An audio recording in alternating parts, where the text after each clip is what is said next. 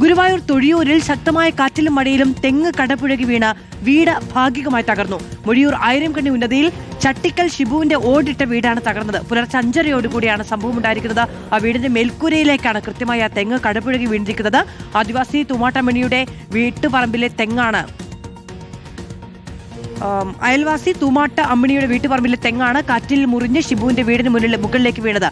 അപകടത്തിൽ അമ്മിണിയുടെ സ്ലാബ് മതിലും തകർന്നു. പെരിങ്ങൽകുത്ത് ഡാമിൽ ബ്ലൂ അലർട്ട് പ്രഖ്യാപിച്ചു. അധിക ജലം ചാലക്കുടി പുഴയിലേക്ക് ഒഴുകുന്നു എന്നതിനാണ് ജാഗ്രതാ നിർദ്ദേശം നൽകിയിരിക്കുന്നത്. ജേസൺ ചാമ്പോളപ്പിൽ വിവരങ്ങളുമായി ചേരുകയാണ്. ജേസൺ, ആ വീടിന്റെ ദൃശ്യങ്ങൾ നമുക്ക് കാണാം. വീടിന്റെ മുകളിലേക്കാണ് തെങ്ങ് കടപുഴകി വീണിരിക്കുന്നത്. ആർക്കും പരിക്കൊന്നുമില്ലല്ലോ അല്ലേ?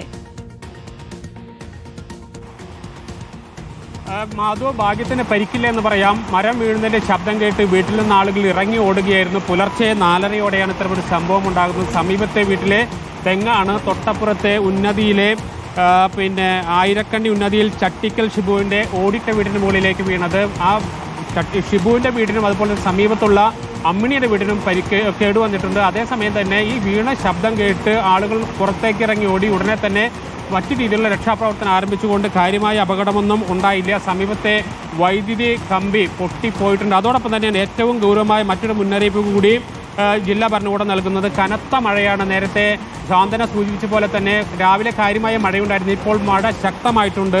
ബ്ലൂ അലർട്ട് പെരിങ്ങൽകുത്ത് ഡാമിൽ പ്രഖ്യാപിച്ചിട്ടുണ്ട്. ഡാമിൽ നിന്ന് ജലം പുറത്തേക്ക് ഒഴുക്കിവിടുന്നുണ്ട്.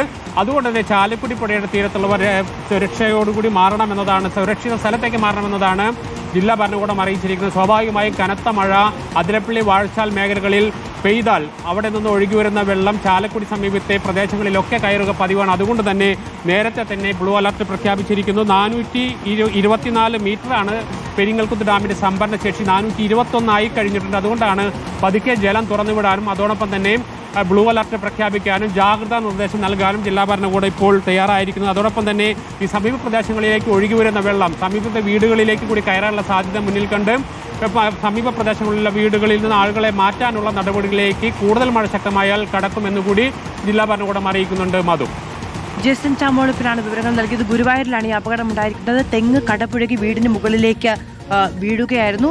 ഭാഗ്യത്തിന് ആർക്കും പരിക്കേറ്റില്ല എന്നുള്ളതാണ്. ഈ മരം വീഴുന്ന ശബ്ദം കേട്ട് തന്നെ ആളുകൾ അവിടെ നിന്ന് ഓടി രക്ഷപ്പെട്ടു. വീടിനുള്ളിൽ ഉണ്ടായിരുന്നവർ ഓടി രക്ഷപ്പെട്ടു എന്നുള്ളത് കൊണ്ടാണ് അപകടം ഇല്ലാതെയിരുന്നത്.